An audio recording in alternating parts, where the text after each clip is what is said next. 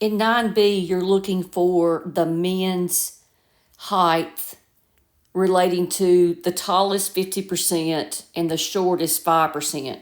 Well, the tallest 50% is over here, and we know that this is the mean, so that answer is going to be 62.9. But for the .05, the .05, that would be down here, the shortest, and you're trying to find that number right there, the height. So I went to StatCrunch, stat calculator's normal. You're going to enter in this information for the mean and the standard deviation.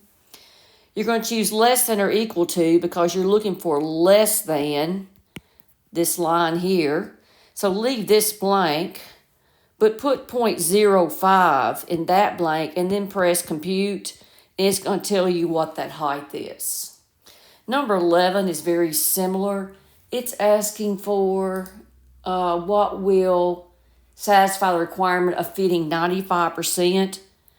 So you're trying to find that right there, which relates to, I'm not sure what we're talking about. Oh yeah, inches between the knee and the floor.